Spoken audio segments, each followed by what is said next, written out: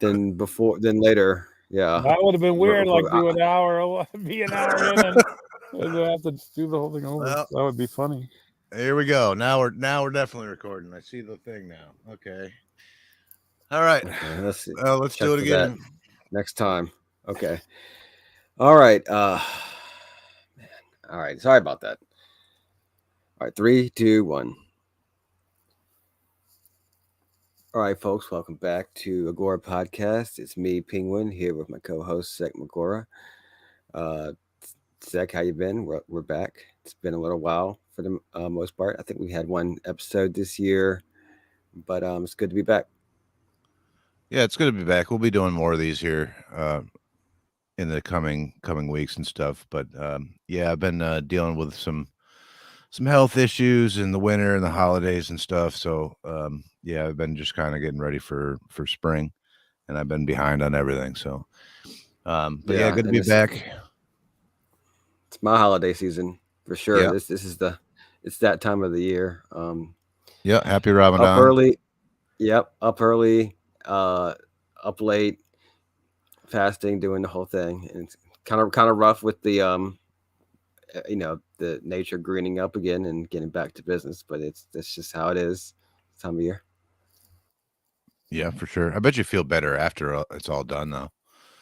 All that fasting. Oh, for sure. Oh, for sure. And it's good. It's honestly, it's good for everyone to experience hunger, and it's over time. I mean, look, I mean, it's a bad thing to experience like chronic hunger and like a famine, but like, you know, people can stay fed, but like it's more and more uncommon for people to ever really feel that kind of hunger where it's like involuntary, and it's not really technically involuntary, but it's it's not a hunger that you're putting yourself through for some reason, or you can grab food at any time, which we live in, let's face it, a society where you can grab food, and it's good to be able to feel not being able to satisfy that.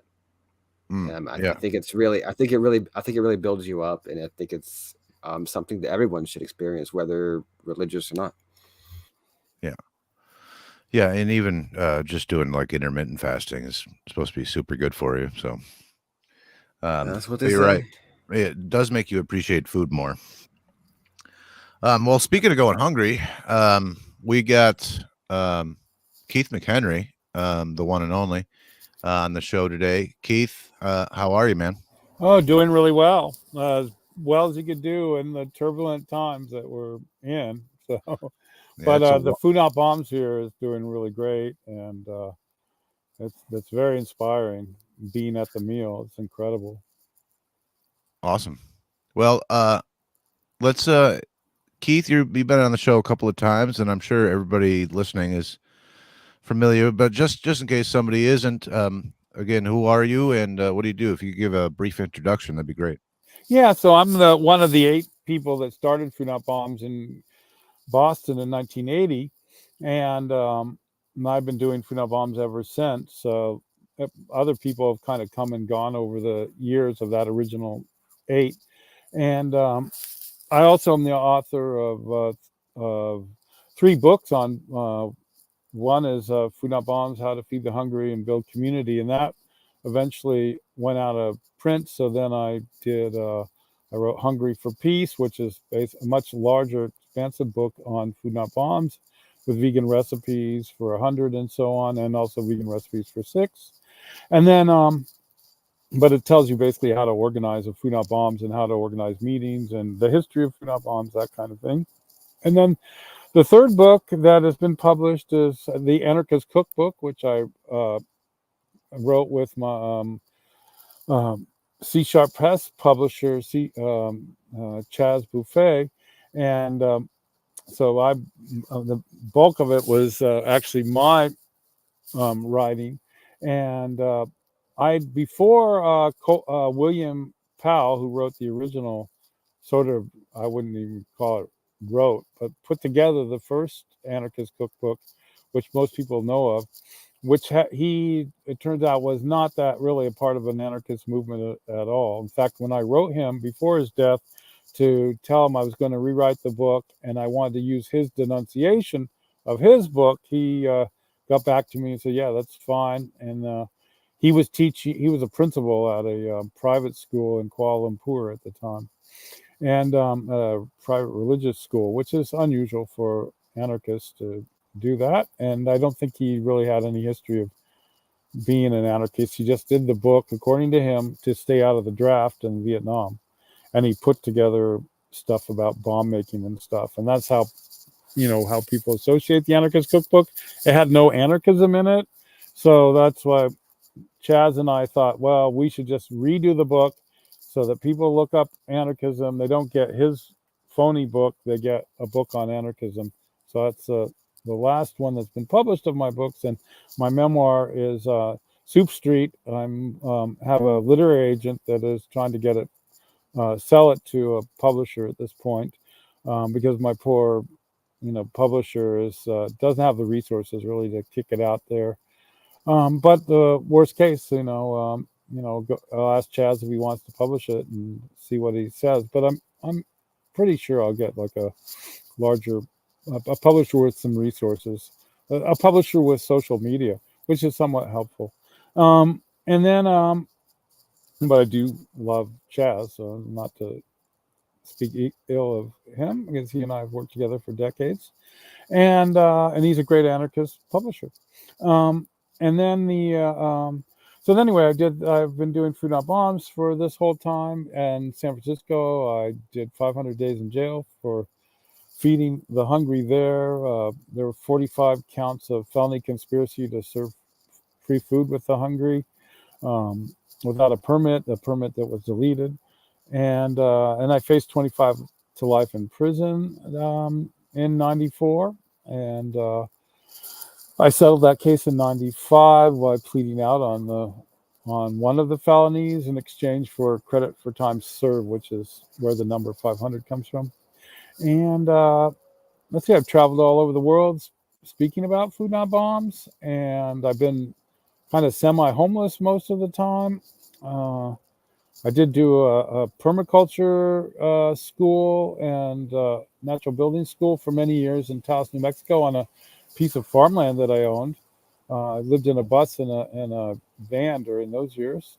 And now I live in Santa Cruz, California, where I do Food Not Bombs, basically some aspect of Food Not Bombs all day, every day. But our meals have been cut back to weekends from being 7 days a week for 3 years during the COVID lockdown. So that kept me super busy with that. And then I write essays. You can go see my blog, anarchistcook.blog, and see what I'm saying about these issues. And that's what I've been basically doing. And you can find all your books at foodnotbombs.net, right? Correct. Yeah, you can even get them. The ones that are published, the two, Hungry for Peace and Anarchist Cookbook, you can read the whole books or download the whole books off PDFs. But you can also buy them from us if you want. Great. And according to the FBI, you're a terrorist. Is that right? Yeah. So on August 29th, 1988, the FBI Joint Terrorism Task Force happened to observe or sent a memo to the FBI office in San Francisco claiming we were a credible national security threat. And that was after they observed the second week of arrests at Golden Gate Park in San Francisco. So 9 of us were arrested on August 15th, 1988. I was the first one arrested, even though technically that day I didn't serve any food. I had actually just walked from the hospital over there after having a ruptured appendix 7 days before. But I was the so-called ringleader, probably. That's probably what. And also, I was the one that stupidly wrote a letter to the Parks Department requesting a street performance permit to do the meals at the entrance to Golden Gate Park every Monday. And it turned out that was a scam. It was a purpose of trying to find out, because at that time, as is generally the case, even though it's technically my real name is Keith McHenry, there's more to it than that. And in those days, I was underground at the time, and everything was kind of, so I'm sure that's part of and they didn't have cell phones in those days and so on like that. So they're trying to figure out who I was, basically, even though they were following me around. I'm sure by that time, and because I had all my utilities in a alias, for example, and I rented an apartment in an alias, and I had abandoned basically my past for personal safety reasons from the mob. I try not to be killed by them. But anyway, so because of feeding the hungry and also not putting up with their bullshit in Boston. So I hope you're allowed to say that on the program. Anyway, Certainly BS, I can, guess. yeah. Okay. So then anyway, um, yeah, so then so that was like 9 of us on the August 15th, and then on the next Monday, 22nd, I believe it is, that there were 24 people arrested, and that freaked out the FBI Joint Terrorism Task Force, which must have potentially been monitoring me anyway, all the way, because there is a connection possibly between Whitey Bulger and my need to flee Boston. He was in the Winter Hell gang, but he was a double agent with the FBI, and somebody was sent to kill me, and I knew, I got some warning of that, and hence went underground. But and there was that was the early days of attempting to criminalize the homeless and all that. 1985, 86, around then. The broken windows study, which was the original pseudoscience theory of why you had to get rid of homeless people, had just been published in the Atlantic and so on. And so they were stepping up under the Clinton administration. It got really bad to get rid of homeless people. And so I was putting up a fight against that. And some of the interests were uh, with organized crime, which is normal. That's particularly normal with CIA, FBI, mob. They're all kind of all work together. Um, and then anyway, so that's why they were probably asking me to. There kept being this hippie coming by. Oh yeah, you can get a permit. Just write a letter to the Parks Department. So that's when we didn't. So on the 22nd, when we refused to cooperate because they wanted us to serve food in an armory out by the ocean, because they were saying that making a political statement was not allowed, and we refused. And I think that was part of the reason the FBI called us a credible national security threat, is we were not willing to just, when the cops tell you do something, then we go do it. No, we had a philosophy that we'd already had for 8 years, and we weren't about to back down on that. And the other thing was, years later, 10 years later, maybe 11 years later, the State Department held, in 2009, a lecture at Tufts University, a school of diplomacy, and Fletcher School of Diplomacy and Tufts University in Medford, Massachusetts, a lecture comparing us to Al Qaeda, who was more dangerous, Funab bombs or Al Qaeda. And then the wrapping up of the lecture, they said that Funab bombs was much more dangerous because we were local people in our communities that were calling for money to be diverted from military spending to education, healthcare, and other social services, and that we were friendly and popular, and Al Qaeda was like a dying movement, and probably because they knew they were paying for it, and it would not last another 20 years, but Funab bombs would probably last longer than another 30 years, and but what's interesting, if you go back to that August 29th FBI Joint Terrorism Task Force memo calling us a credible national security threat, there were 9 or 10 of us in San Francisco that were doing Funab bombs since March of that year. So this is August 29th when they send the memo. There were about 8 or 9 people in Boston Funab bombs who coincidentally, a few of them went down to D.C. at that. We're going to go to D.C. to serve food at a protest against the war in El Salvador, and there are 9 or 10 Funab bombs activists in Long Beach, California. So roughly, there were 30 Funab bombs people in the entire world, and the FBI was already declaring us a credible national security threat. There also some background too in San Francisco, which I have yet to. I can't find it because of the way Google now is like deleting everything and stuff, and even the Wayback Machine deletes a lot of stuff now. The apparently Bechtel Corporation, which was headquartered in San Francisco and at that time. I think George Shultz was the head of it. And then Chevron Corporation's headquarters was also in San Francisco at that time, and Bank of America headquarters was there. And they were said to, in some local media reports, claim that they were particularly concerned about food not bombs, and they had gone to the FBI and the local San Francisco police to try to suppress us for fear that we were putting that idea that money should be spent on stuff that people needed rather than on war, and that since those were three major military contractors, that they were putting pressure on the local city.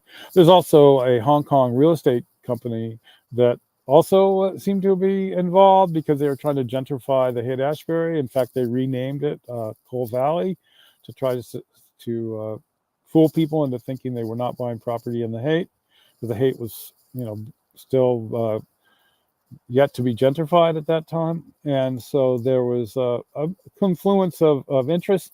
And then the other that had nothing to do with national security stuff, but the local police department wanted to make sure the newly installed mayor knew his place and wanted to embarrass him. So there's like an alliance of these factions that were interested in suppressing food not bombs. But the weird thing was that they accidentally made food not bombs blossom, and that was and that's why we're now in way over 1,000 cities of the world and over 65 countries, because each wave of arrests, or like my 3 strikes case, each of these things that spread ideas around the world. Punk bands who then became interested in this because they did benefit concerts for us, and then put us in the liner notes like Propagandhi or Fugazi or MDC and all them, Good Riddance.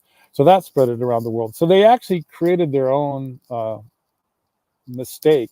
And I think that's kind of funny too, because if you look back to the founding of Food Not Bombs, in the summer of founding, 4 of us were working at a Boy Scout camp that was being rented out to the state mental hospital for the most profoundly out of it mental people.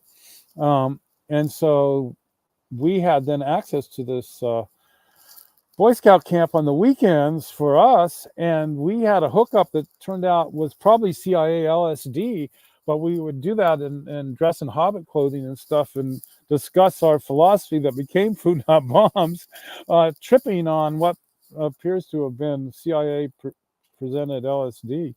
And we know that because the guy that, there's a couple of reasons we're suspicious it was made by the CIA. One was it was Mickey Fantasia acid, blotter acid, and I'm a graphic designer, and at that time you needed a Heidelberg 6-color press to print the images on the blotter acid, and not everybody has those. And the registration of a full color image of Mickey from Fantasia with a wand that small would be impossible to do with such perfect registration, sheet after sheet after sheet of 100 hits, because it was like 100 of these images on every sheet. And the acid was completely pure with no and really good quality with no strychnine. And then eventually there became news stories about how the reason it was printed so well was that they didn't want counterfeit, and they were trying to track the patterns of LSD through New England at the time. So they've inadvertently helped Food Not Bombs really create its So philosophy. basically the CIA started Food Not Bombs. Yeah, in this weird kind of way. Well, in another way they kind of did too, because if you go back to my youth, so my grandfather, I have 2 interesting grandfathers, the yin and the yang of grandfathers. So my dad's father was a national park ranger.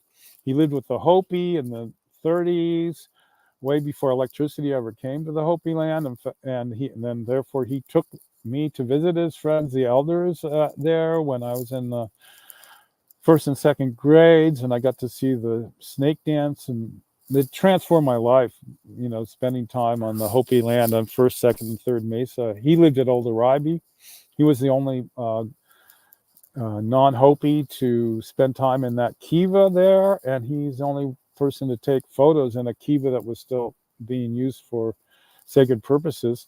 And but when he was in World War I, and he was a medic in the trenches in Belgium, so his perspective on war and nature and so was very different than my mother's father, who went to Phillips Exeter, where George Bush Sr. went, and then went to Dartmouth College, and then went to Harvard Law at the time that Henry Kissinger, around the time that Henry Kissinger was starting to lurk around there, and so on.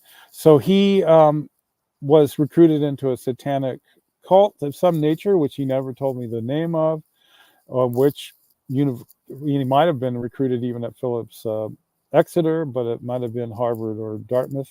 And he is most well known for being the director of the most deadly bombing campaign in world history called Operation Meeting House, and where he firebombed Tokyo. And so I got to meet a lot of the pilots and gunmen at the B-29 bomber conventions growing up. But also he was grooming me to, become part of this surveillance CIA operations in the future. And because he was in OSS, Office of Strategic Services, and his friends started this organization called the Central Intelligence Agency. And one of his best friends was Curtis LeMay, a general who oversaw the Pacific War at that time, and that's how he became one of the reasons he was very tight. And he explained why the U.S. government did, for instance, Pearl Harbor. He was very clear about how they organized it. Told me the details, even as early as 6 years old. I was learning about that, and he was also explaining how the elections were designed for to divide the country, wherever the elections were, or whatever the population was. City elections, county elections, state elections, national elections were never allowed to determine the direction of a society. That was left up to people like ourselves who were genetically superior, because we were somehow genetically superior according to him, and that we were to determine who not only who ran, who was put into power as the token puppet figureheads, but also that we were to determine who lived and who died, and I would have that responsibility. And he called that white man's privilege, that when I grew up, I might have to kill tens of thousands of millions of people, and the people I have to kill would not, they have no moral qualms about being killed. So it's up to us to be strong, and when we have to kill people for corporate power. And then the thing that really, he had 63 black and white photos he took of the firebombing of Tokyo. He would fly by in another B-29 bomber afterwards at about 20,000 feet, maybe 30,000 feet. So here, one grandfather in a trench underground in a chemical warfare with dying people. Other 20,000 feet above, tens of thousands of burning people taking pictures. And anyway, so he was teaching me that, and then and he had those photos in his den. And what was particularly striking in Needham, Massachusetts, and he was like a corporate lawyer that was probably connected to. He, for example, sold the plans for that became digital computer to Ken Olson. He had the 2 filing cabinets he got from these computer scientists at MIT in payment for other work he did for CIA-related digital computer operations that were happening out of MIT. And anyway, he would regularly argue on the phone with then Secretary of Defense Robert McNamara and Curtis LeMay on why it was absolutely necessary to drop an atomic bomb on Hanoi, because we couldn't allow just Hiroshima and Nagasaki to be one-offs. We had to prove to the communists that the capitalists were so out of control that they would stop at nothing, including one more nuclear bomb. So, and you may know more recently, because RFK Jr. has been running for president and speaking on a lot of podcasts, he explains repeatedly the story of Curtis LeMay trying to argue with his RFK Jr.'s uncle, JFK, to do a false flag in Miami where they'd blow up a mall and blame it on Cubans, and then that would give the U.S. the reason to invade Cuba. And of course, and that's when Khrushchev put in nuclear weapons and so on, and the Cuban Missile Crisis happened. And so that's the same Curtis LeMay who, oddly enough, did not drop an atomic bomb on Hanoi,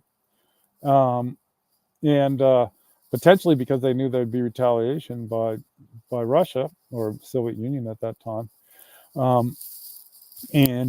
But still was willing to do other false flags. So, I knew about false flags and how the society worked in reality from, my earliest days. He died. I spent the summer between 8th grade and 9th grade living with him. And, but I spent a lot of time with him, and he was a really interesting guy and very great, nice as a, very gentle, wonderful person as a grandfather. But but not shy to explain how, what my future would be that he had hoped. But I definitely went a different direction. And, so I base a lot of my being an anarchist on my education with him, because I knew that basically you create whatever your reality yourself, because all this other stuff is an illusion, like these elections, or who cares if Trump is president or Biden's president? They're actually working for other people, and they're making decisions on the behalf of those other people, not because we voted the lesser of two evils into power. And you can see that even here in Santa Cruz, California. There's not a single person that anybody liked who, the most horrific people won all the elected offices in Santa Cruz, and, in March 4th. And the worst policies were elected. And the people here hate all those people. So it's clear no one, they were just basically the surveillance company that controls our community, Google, just chose who needed to be in power, gave them money, put them in power, and now they're in power, and now they make all the horrible rules and laws that the last batch of those people were doing, that were also put into power by the same people. So even from a municipal point of view, a lot of times, if your town isn't important to the surveillance community, then you could potentially get a real election with real votes, with real candidates who to come to power in your community. But otherwise, if your town is San Francisco, LA, Santa Cruz, Boston, New York City, Miami, something like that, there's no hope. That's just, they're going to be chosen by the people in power and put into power. And no matter how much money you donate to who, no matter what you do, you have no choice. The choice has already been made by the people that matter. And I think that lesson needs to really be learned, because that's why it is wise to remove yourself from the political and economic system as much as possible and create your own systems of mutual aid. And that's really what Food Not Bombs is. That's probably the most threatening aspect of Food Not Bombs to the state. Yeah, and I think that's why, yourself and Food Not Bombs is actually a threat from the perspective of, the national security state, the state overall, and the FBI. I don't think you're terrorists for feeding people, but it definitely shows an example through, what you can do through direct action outside of, state power and, state services. And that to me is the threat to the greater state. Now, I might have just answered my own question, but what is the relationship to you between food and war, and especially in our current geopolitical climate? So, yeah, well, first I will tell the story of where the name came from, which is, so basically I was a produce worker while I was studying painting and sculpture at Boston University. And I would take the produce and day old bread and stuff that I couldn't sell from Bread and Circus, which was the natural food store I was working at. And I would take it to the housing projects on Portland Avenue in Cambridge. And one day, the mothers, who were the people that I was giving the food to, were telling me about this new building that had just been completed across the street. Most of the land across from this housing project was vacant lots, but there was this brand new glass building with a 3-story concrete parking garage outside of it. And they told me that that's where they designed nuclear weapons. And I thought, wow, you guys tell me stories about how your electricity doesn't work. You can't get somebody to fix the plumbing for like a month. You want all this free wilted produce and stuff that I'm bringing you, which, was all organic, which for people living in projects was totally unique at that time. And so anyway, that's where I gave them the name Food Not Bombs. They said, man, people here desperate for food in 1980, while they're designing the guidance system, which now is GPS, basically, for intercontinental nuclear missiles across the street at the Draper Laboratories. And now Tech Square, which is a hugely CIA intelligence, that whole giant vacant lot now has got like 20-story, 30-story buildings, and they're doing the most evil stuff on earth. But anyway, so that's where the name came from. And then the other thing is really one of the first things that really, if you don't even have shelter, inadequate clothing, but you do have water and you have food, you can live. So our philosophy was that we wanted to set up decentralized, non-hierarchical organizations that provided for the basic necessities and had that focus, because we don't need money for bombs and for the military and for all the kind of corporate capture that one sees, that because bombs can really be symbolic of all of corporate power, because they need bombs to maintain it for sure. And then and that food being the most basic thing. So we actually had a little bit of discussion at the beginning whether to call it bread not bombs or food not bombs. And we decided to call it food not bombs, one, because bread in those days was also like money, it could be, was synonymous with the word money. And so we realized people would just make fun of us if like, oh, they just want money, not bombs or whatever, I don't know. So that was one of our issues that we called ourselves, and we had been for a couple of months called the Food for Free Committee. Even a few months before that, we were called the Food and Drug Administration, but we thought that would bust our LSD mushroom pot business, so we abandoned that.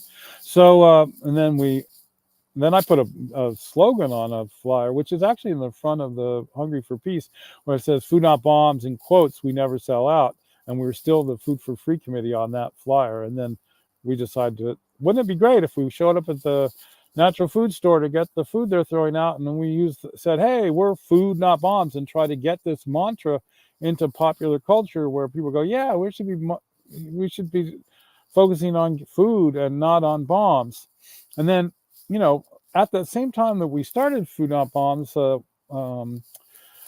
Mira Brown and some other I forget Carl's last name. Carl was working at the Bike Collective as Cambridge Bike Collective, as was Miriam, and there was an embargo against Nicaragua for oil, so they were starting to depend on bicycles, and so it was illegal to send bike parts and stuff to Nicaragua, but they did it anyway as a civil disobedience, a direct action, and so they started a thing called Bikes Not Bombs, which then ended up being a hierarchical organization in the end.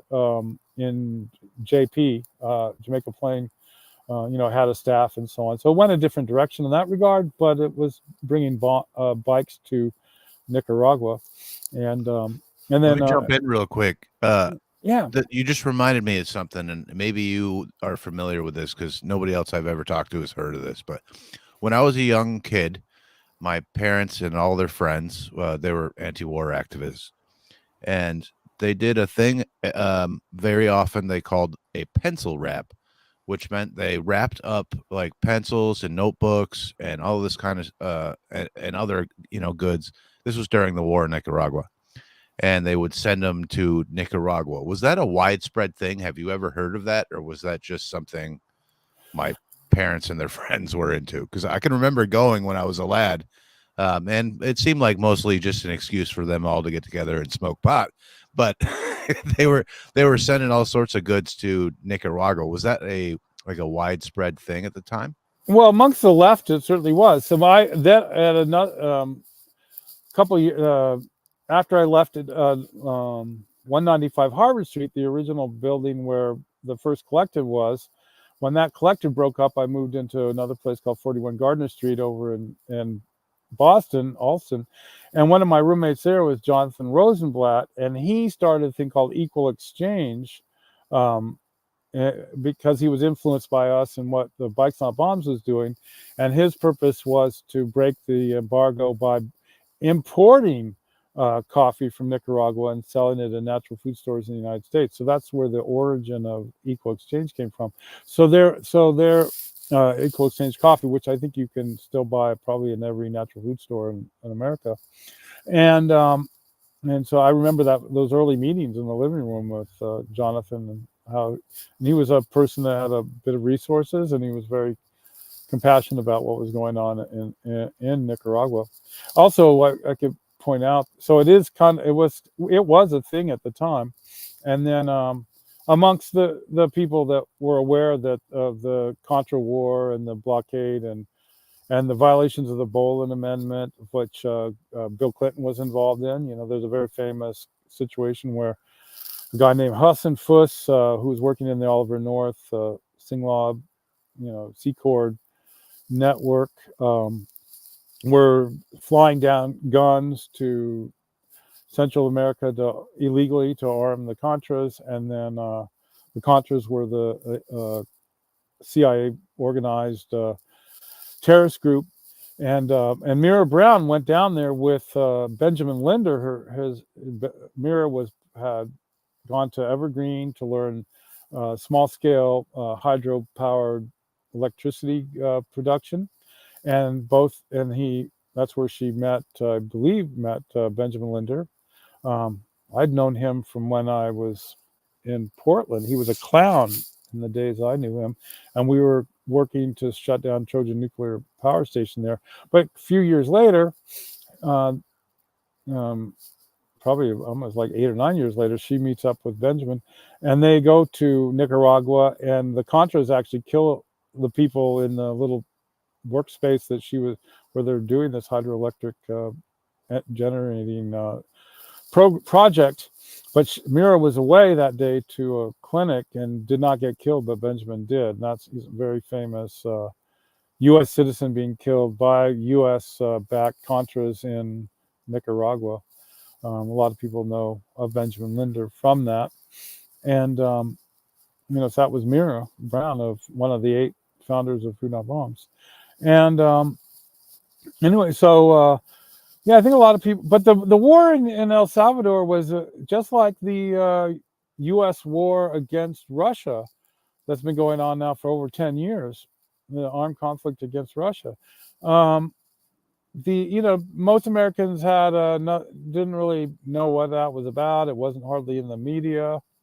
The FBI was really concerned about it, definitely. I have another friend, Carl Chasky, who, unfortunately passed away a few years ago, but he was a computer expert, and he did the encryption, made it so that the FBI could not get into the Committee in Solidarity with the People of El Salvador computers during that time. And there was a break-in in Boston by the FBI to steal all the mailing lists and everything of the people in the Pledge Resistance and in the Committee in Solidarity with the People of El Salvador, who were organizing against the Contra War and the war in El Salvador.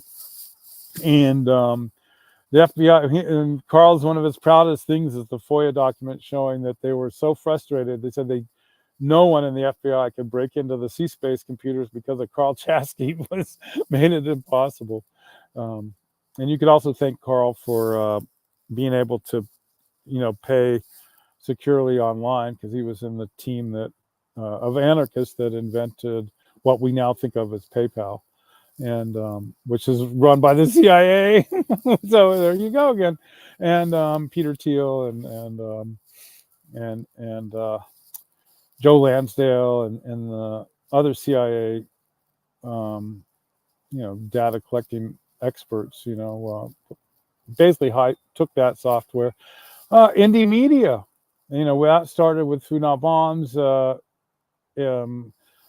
Carl was involved in that, a bunch of other people.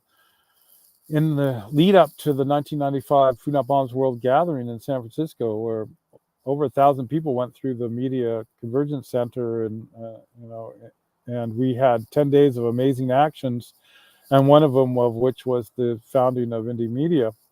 And then some Food Not Bombs and other anarchists in Melbourne, Australia, took that idea, because it started to become indie media centers all around the world, and because it was taken away from San Francisco from that gathering, and they figured out how to upload sound and photo and videos to the web, where the file transfer program was just integrated into the Indie Media website, so any person could just post their images and video and recordings onto the web.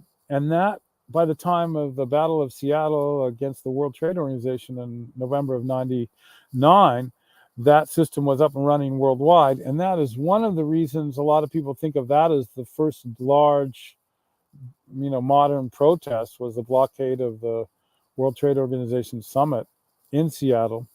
And I spent I started in 1996 organizing for whatever protest would happen against the World Trade Organization at any summit in North America.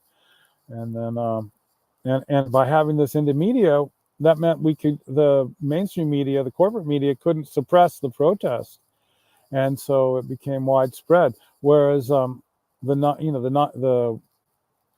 of people are completely unaware that the Rodney King uprising happened all over America. Most people think of it as LA, but that's because we didn't have a global media, project happening at that time. Or like that, 1 million people came to protest in San Francisco in the first day of Desert Storm under George Bush Sr. and his 45-day bombing of Iraq.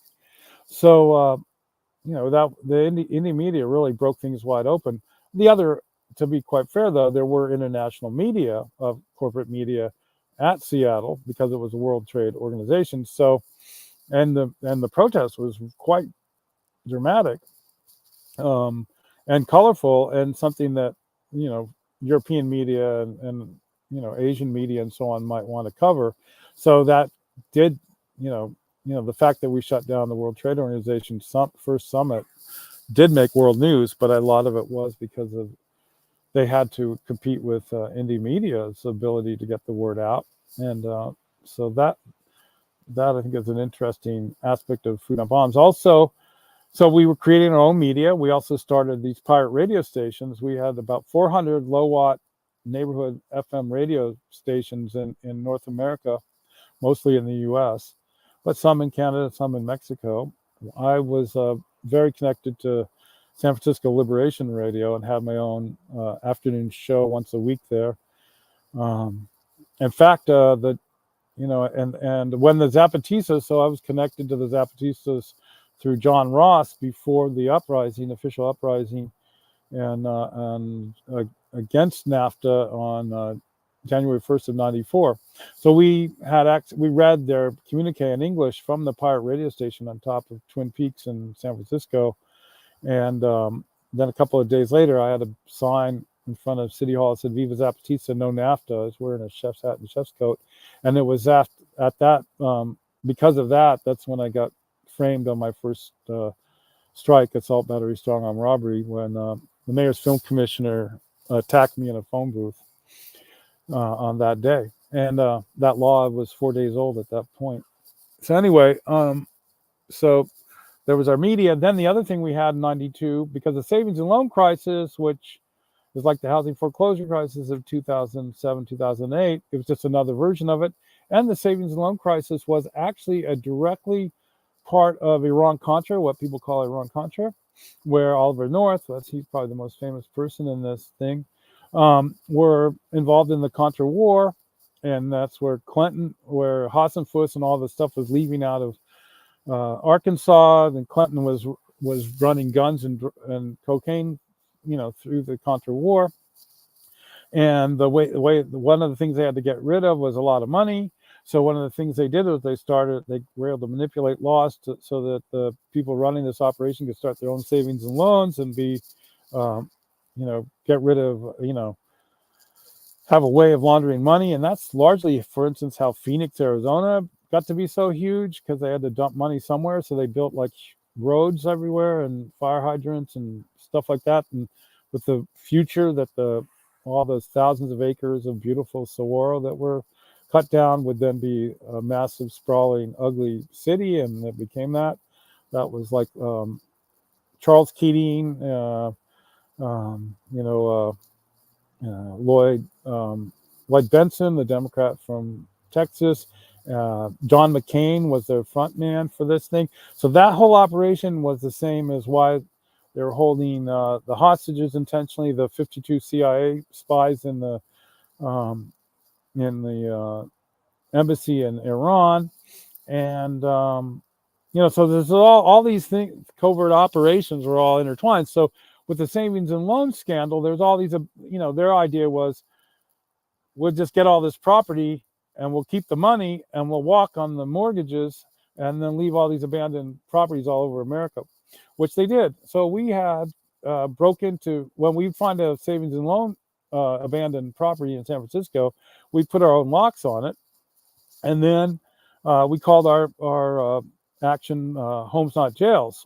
And so we then, during the Food Not Bombs meal, the dinner meal, because we had both a lunch and a dinner through that period of time, 7 days a week in San Francisco, we would find the most, the people that looked to need to get off the streets the most, and talk to them and invite them to meet us at 9 o'clock at a property that we had already liberated and already had started to fix up and repair. And then they would come, and at 9 we'd open the door because we had the lock, move the people into the house. We would deliver food for a while so they could stay there without having to, so they could sort of defend the property, mainly from other squatters. And then we would, and then we give them a lease and so on like that, help them turn on the electricity and the water. And we had, according to the book No Trespassing, not only keys to 400 houses, which were all hanging on a wall at the San Francisco Tenants Union and the Mission, but also we had people living in 100 of those houses at any given time. So that was another, decentralized, non-hierarchical, anarchist housing program that we had that was also protest related. And then, and then we had Food Not Lawns sprung up. That becomes another, decentralized, non-hierarchical, local food growing program. So we got the media with the pirate radio, with indie media, Homes Not Jails taking over houses, Food Not Bombs feeding people, the really, really free markets, which that was started by Food Not Bombs in New Zealand when a free market conference moved in. It was coming to the university across the street from where they serve food. And they said, well, screw that. We'll have a really, really free market. And then, New Zealand Food Not Bombs activists and Australian Food Not Bombs activists started spreading through South Asia, and it picked up in places like Kuala Lumpur, and eventually became a thing in the U.S. at the Free Trade Agreement of the Americas protest in Miami, I think in 2002, 2003. That's where the informant Anna started hooking up with Food Not Bombs, and who then eventually was involved in a frame-up of Eric McDavid and Zachary and Wren as domestic terrorists. And poor David ended up getting sentenced to 19 years, but he was able to be freed in 9 years when it was finally proven that the entire terrorist conspiracy was invented by the FBI, and that Anna was not Anna, and that she was an informant. And I always thought, because I ran into her a few times, that there was something up about her. but I was many years older than them, and I thought it was weird that Eric was kind of had the hots for her, and because he seemed like such a cool, gentle person and very smart and very soft spoken.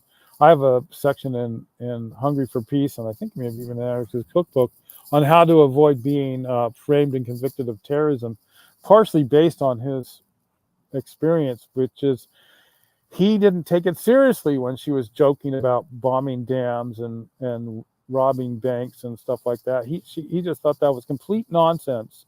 So he never spoke out about it. And so the audio tapes of those conversations, they don't have him responding. And therefore they were able to use them as proof that he was involved in the conspiracy that he had no idea he was involved in. And so that happened to a number of Food Not Bombs people over the years. And thankfully, since Eric's case, and maybe I guess actually the last such case was the Cleveland Five, where 3 Food Not Bombs kids got convicted and sentenced to 10 years for being, maneuvered into a Mayday bombing of a bridge in Cleveland, and it turned out it was all FBI. The entire thing was invented by the FBI. And the justice, we hear that. I mean, there's cases like that just over and over and over again with the FBI just framing up dissidents over and over and over again. Many such cases. Oh yeah, we got about maybe 15, 20 minutes left. Let's talk about how the state is coming after Food Not Bombs and other related things currently, right now, like we were talking about before we started recording. Yeah. So right now, the big news of this week is Peterborough, Ontario Food Not Bombs, after having served for 19 years in front of City Hall across the street in Park, was told they were no longer allowed to serve food there and they would have to get a permit and so on. So they've been resisting that and continuing to go out and serve food. And I think Peterborough city government will eventually back off, but it is getting some big news in Canada, so that's like this week's repression against Food Not Bombs.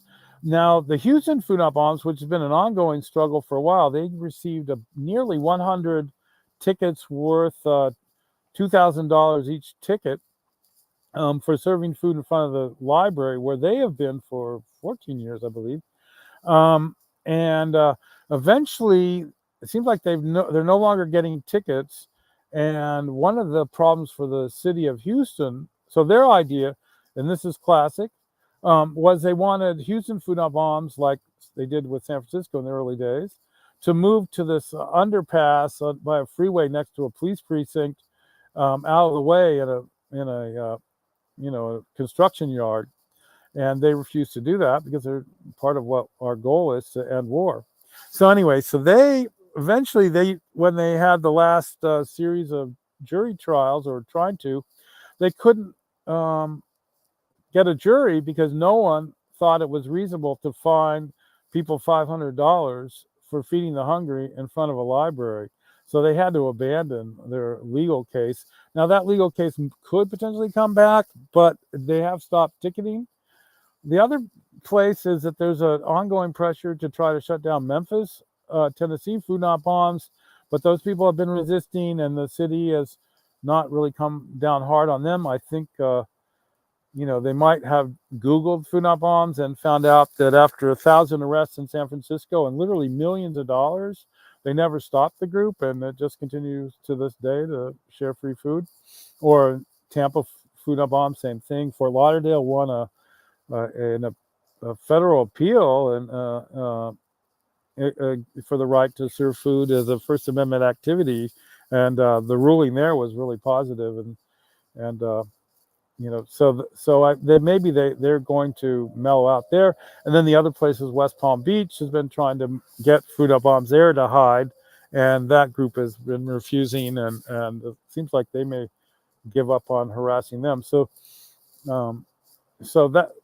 by just resisting and not cooperating and sticking by our principles, it seems like we've been able to push back on the most recent repression there.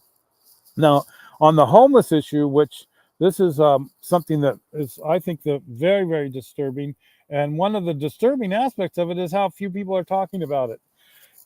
And that is that the homeless population, according to HUD's point in time count, increased by 11% between 2022 and the end of 2023. So now, if you do food on bombs anywhere, you can see that the numbers are growing and growing like they are here. And particularly when you know the homeless population because you've been feeding them for years, and you start seeing lots of new people, it's a mind blower. So I believe that right now 78% of America is living paycheck to paycheck. And I'm getting between 10 to 20 phone calls a day from seniors who are being referred to me through the Aetna and United Health and so on, who think that the Food Not Bombs Hunger Hotline is Meals on Wheels, and the stories I hear are unbelievable, and people are angry. They are so angry. I had like a woman called me from North Carolina the other day who was like, Southern Georgia. I worked my whole life, and I got like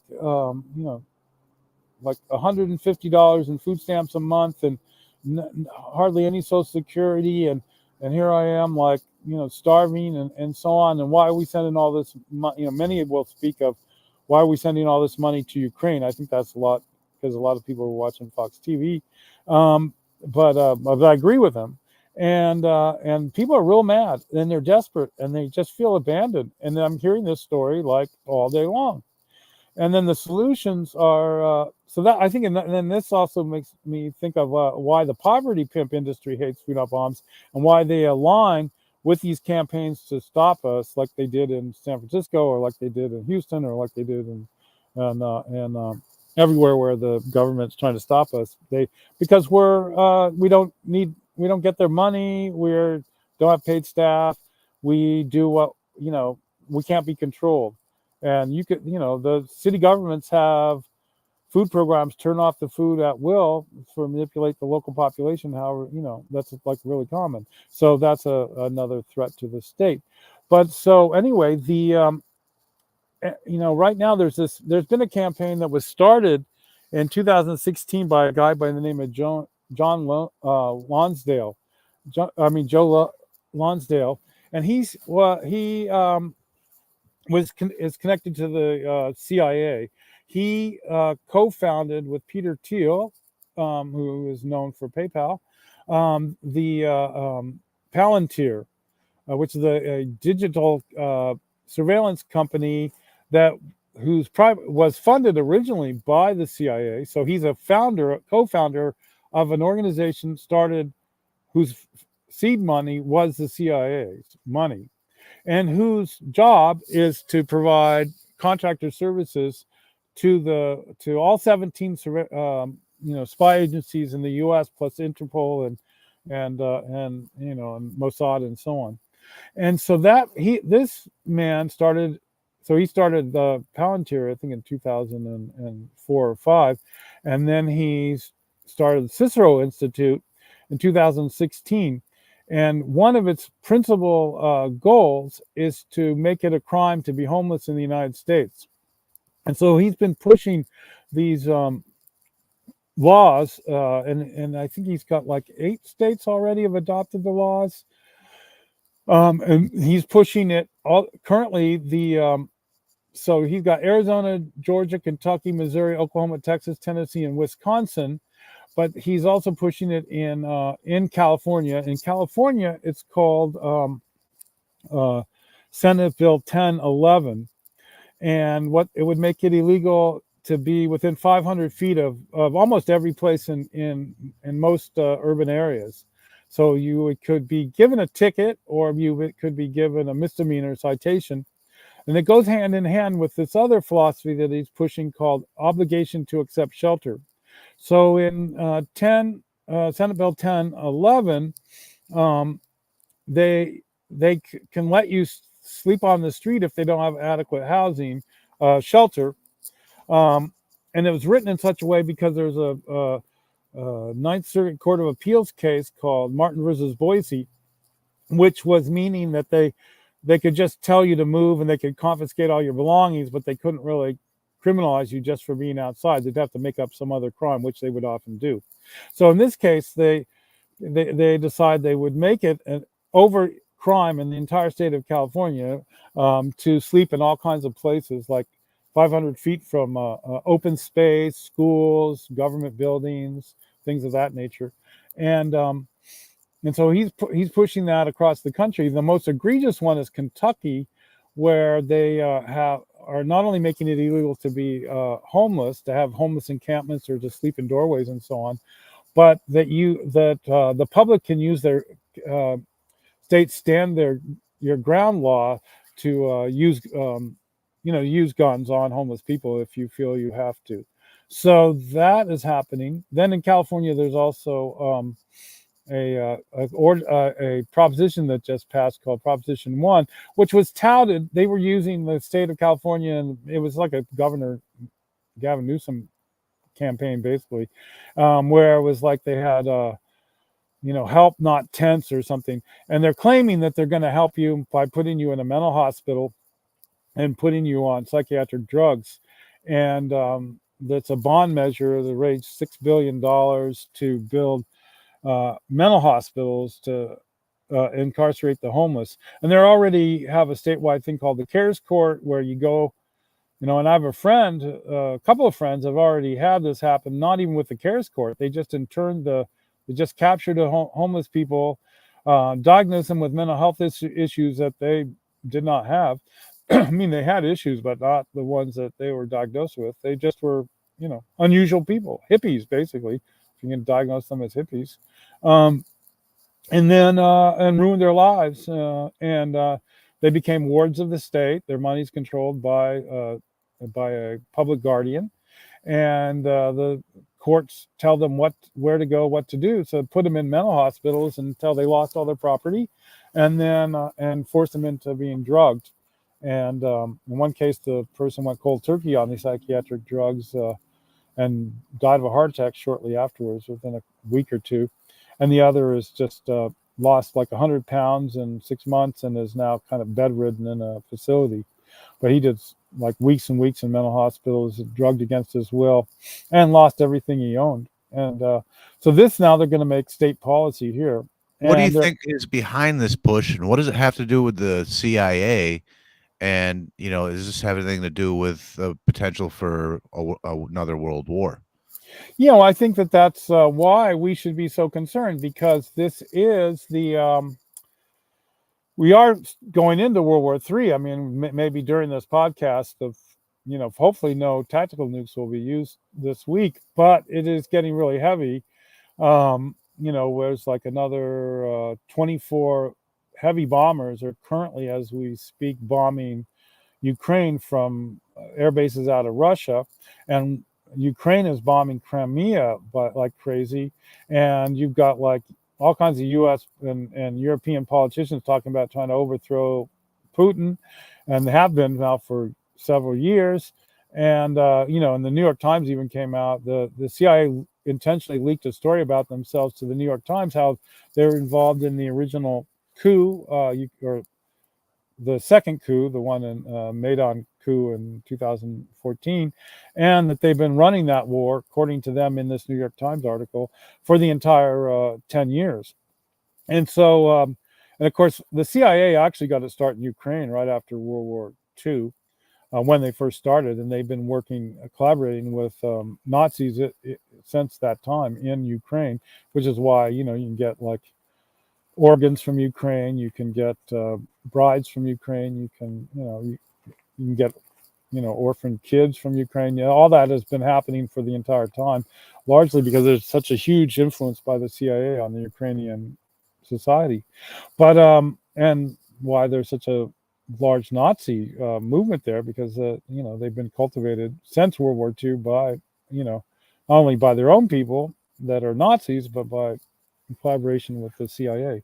So anyway, so this world war is about to happen, and we saw in World War II, one of the things that did happen was the Germans interned all the homeless at the beginning of the war, and many of them had a choice whether to just work in the factories and on the war effort in these concentration camps like Dachau, or they could go to the Eastern Front or the Western Front. And I think that that's part of what's going on here. We also do, at the same exact time they were rounding up homeless people in Germany, they had Japanese internment camps over here in the United States. So we're not, it'll be more like I believe in the U.S. it'll be the Japanese internment camps, where it's not where you're going to be like. But then what will happen is the able-bodied homeless people that are going to get sick of being in these internment camps will volunteer, to join the military, because then they'll get to, they'll be out of the internment camp, and they will get some income, and they will be probably promised college education like they're doing now. So I think that's a lot of what's going on. I think there's also an aspect to the immigration crisis, which is where they're planning to, the CIA is assuming that there'll be people that want to get the U.S. citizenship, and they'll promise them that. And they did this in the Iraq War as well, and the Afghan War, same thing. And then you will go off to fight, and then if you survive the war, then you'll be made a U.S. citizen. Although it's wink, wink, nod, nod, they actually typically don't do what they promise, But anyway, so I think that's part of the reason. I think the other big reason is that when you have I'm sure the CIA is aware that the homeless population in the United States is going to balloon, particularly if this is a world war, because then you're going to have even more problems with access to oil and energy, and therefore the price of everything will go way up. Particularly if there's a conflict in the Persian Gulf, which looks like that's definitely something people are trying to get started. And you already have the blockade of some oil shipments through the Indian Ocean and the Suez Canal. So it's kind of surprising oil prices aren't already going higher than they have been. But gold prices are skyrocketing by comparison. And that's typically a sign of people who are aware of world wars coming in the future start to find something that will survive the war financially for them. You can also see the wealthiest people in the world are dumping their stock right now, so there's that.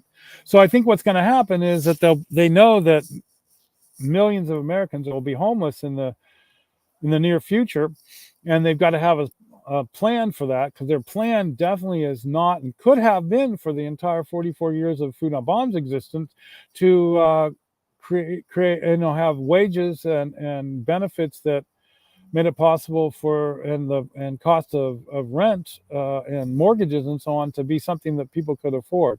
All of that is, of course, not possible. So so I think that they never, they could have ended homelessness, like they could have never had homelessness. When we started, that we were protesting, saying that if Reagan and the Chicago Boy Economic School of Economics, or neoliberal structural adjustments, was to become a reality and abandon what little Kensington economics was happening, which was also crap. But anyway, that there would be more and more homeless people, and exactly what happened. They got rid of public housing largely, and stopped funding halfway houses for mental health suffering people, and just the whole thing. We kept seeing increased number of homeless, and so I think that's their concern. We're about to go into have literally millions and millions of people living outside in the streets, possibly even before if there is even an election before the November. So so they need a way to handle that, and this is why their strategy is to handle it this way.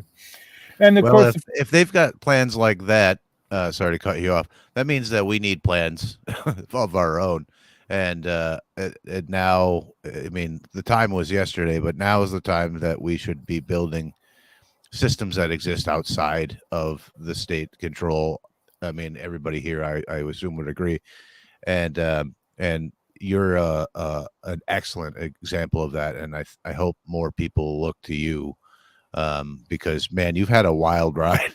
You've done it all, and successfully as well. And I, um, I hope more people could do what they can in their local communities for themselves and for the people around them, to try to create some sort of network and safety nets outside of the state. Because if you're correct, I think it's becoming more and more. I mean, a dire necessity for these things to be in place. Hopefully, before it actually happens. So, Yeah, I think people do need to rush and get and thankfully there's like every major city in the US and in Canada has a food not bombs. yeah, So one of the things it's a simple way to practice anarchism, and it's also a good way to branch out. Because see, I just did a lecture on, a lot of people in prepping, their idea is you get a gun, you have a bunch of gold, you hold up in your house, whatever, and shoot the hordes of psychos coming to rob you.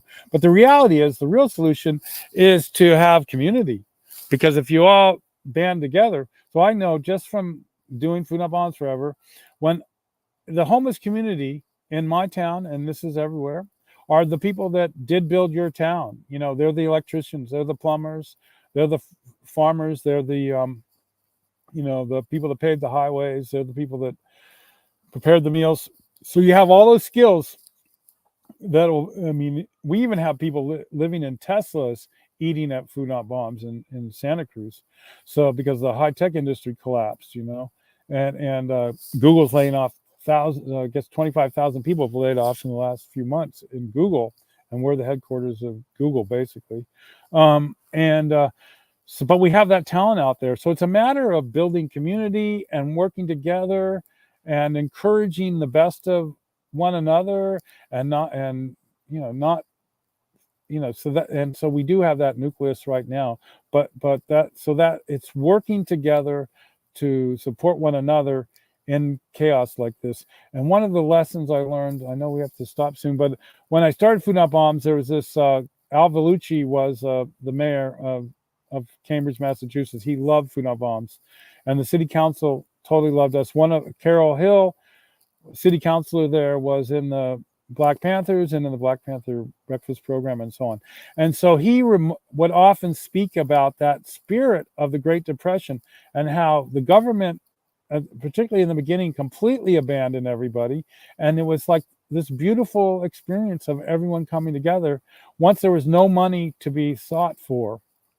And I remember him speaking about how we were that example, but that's 1980. He's speaking that way, and here we are.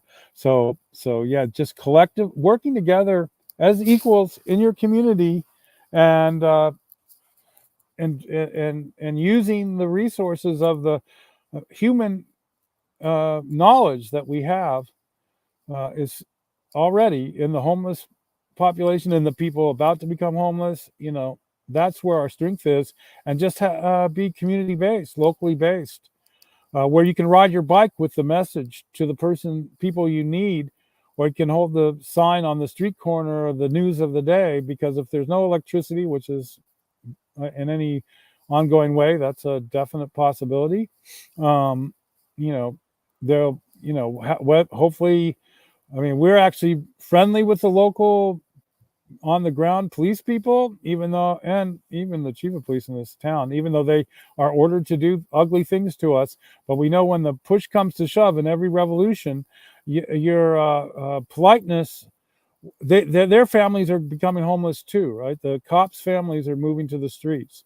So they might not like us as people right now, but there's going to be a time when they're going to have to eat with us. We know that because, like, in October 17th, 1989, there was a huge earthquake in San Francisco, and they had been arresting us the day before for feeding the hungry on the 16th of October. And then on the 17th of October, the police lined up with everybody else to get dinner, and they ate with us for 3 more days until the Red Cross finally arrived to the city. And because there was no other place to get food than from us. So So we have lessons from being a lifelong anarchist, being able to flow with the reality of current events as they really are on the streets, with no attachment to some kind of institutions, and therefore, really, the future will be anarchist collectives and people in thinking in a outside of the box, non-hierarchical way, working cooperatively together, will be our not only our survival, but it will also be this flourishing of possibilities. I was very influenced by Thoreau. He was the first anarchist, Henry David Thoreau, when I Big was in the fan. 5th grade, Yeah. and I loved the and I my family was from my mom's side of the family was from around there, Concord, and I just thought the transcendentalist movement and what was going on in Concord. So I've always been striving to create my own Concord, and I think that the World War III, if it doesn't go nuclear to the extent where it physically damages us in North America, sadly, somewhat unlikely, but maybe it will be minor. It'll be this new awakening. I think you can see that with the Gaza genocide, there is definitely a new awakening amongst a lot of people. That was a mask off how power works event.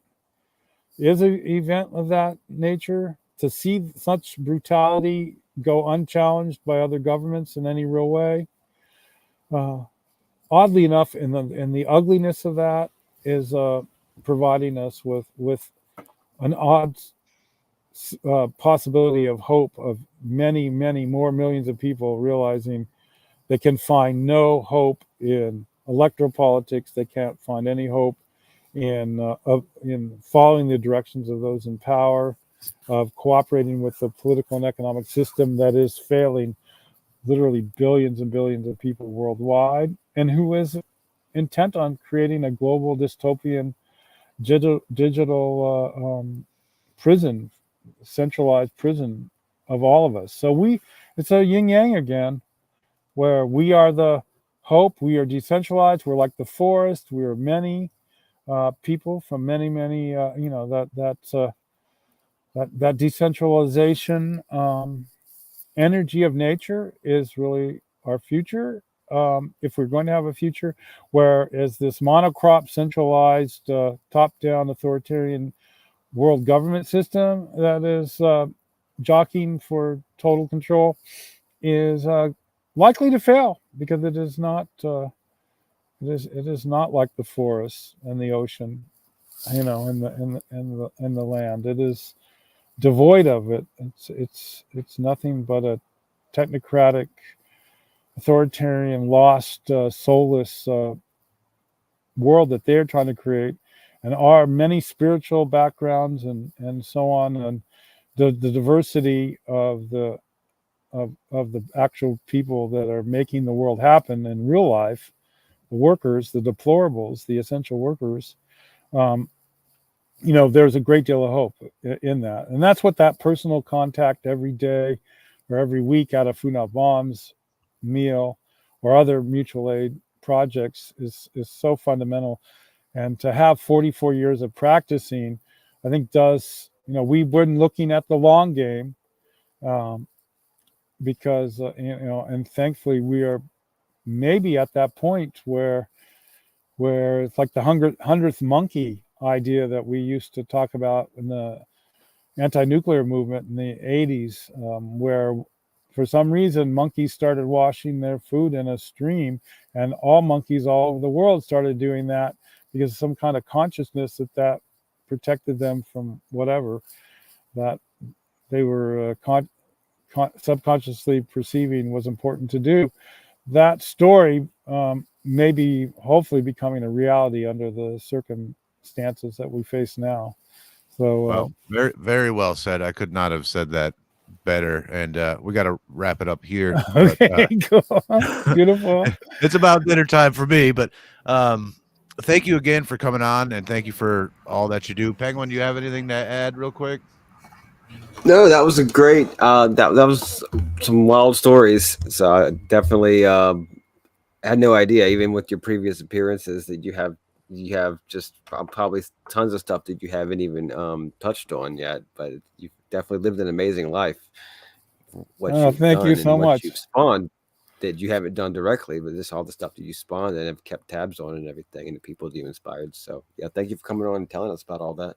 Yeah, thank you so much. So I- it's Is there anything you beautiful. want to plug real quick before you leave, or?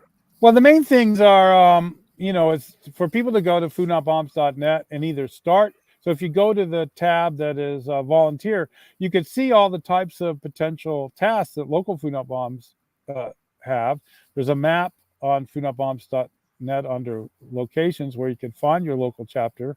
And then or you could go to the other tab on volunteer on how to start a Food Not Bombs and start a Food Not Bombs. And I have to say, almost every day there's 2 or 3 individuals contact me to either restart a dormant chapter or start a new chapter, and so I think that's a really it's a great way to get started on resisting what is happening and preparing to create this more utopian way of living in the shadows of a collapsed empire. So that's I encourage people to go to that foodnotbombs.net, and then my blog is anarchistcook.blog, and hopefully this book will be somebody with some some uh, you know money that can promote the book a bit without you know cannibalizing the book from me or something. That's definitely a thing I'm working on. It will come out. That's right now it's called Soup Street, and that shares a bunch of these kind of stories, but not any of the ones that you just heard. Well, we look forward to that. And again, thanks for coming on and for all you do, man. You're an inspiration, and take care of yourself, and everybody listening, be excellent to each other. Yes, fantastic. Take care, everyone. Bye bye. Peace. Bye bye. Ciao.